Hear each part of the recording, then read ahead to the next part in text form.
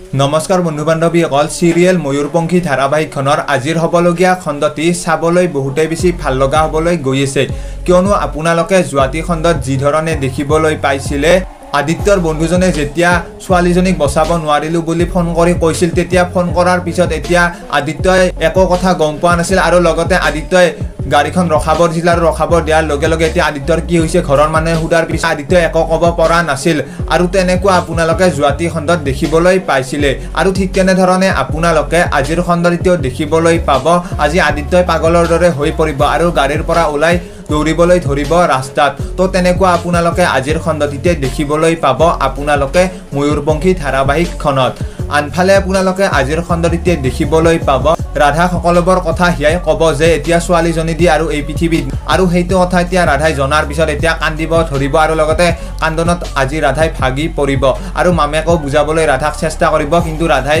নুবুজে তো তেনেকুৱা আপোনালোকে আজিৰ খণ্ডটিতে দেখিবলৈ পাব ময়ূৰপঙ্খী ধাৰাবাহিকখনত আনফালে ঋষিয়ে যেতিয়া ঘৰলৈ আহে তেতিয়া ঘৰ আহি পোৱাৰ লগে লগে এতিয়া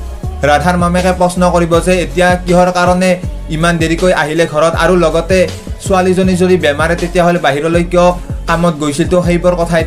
এতিয়া বাৰু ৰাধাৰ মামেকে ঋষিক ঘৰত সোমাব দিবনে আজিৰ খণ্ডটিত তো আপোনালোকে সেইটো জানিবলৈ পাব ময়ূৰপঙ্খী ধাৰাবাহিকখনৰ আজিৰ সম্পূৰ্ণ খণ্ডটি তো আপোনালোকৰ কোনে কোনে এই ধাৰাবাহিকখন চাবলৈ অধীৰ আগ্ৰহেৰে বাট চাই আছে তলৰ কমেন্ট বক্সত কমেন্ট এটা কৰি জনাবলৈ নাপাহৰিব আৰু যিবোৰে এই ধাৰাবাহিকখন চাই ভাল পায় তেওঁলোকে এটা ভিডিঅ'টোত লাইক কৰি যাব আৰু লগতে এই চেনেলটো সাবস্ক্ৰাইব কৰি দিব কিয়নো প্ৰতিদিনে সিৰিয়েলবোৰৰ আপডেটে এই চেনেলটোত আহি থাকে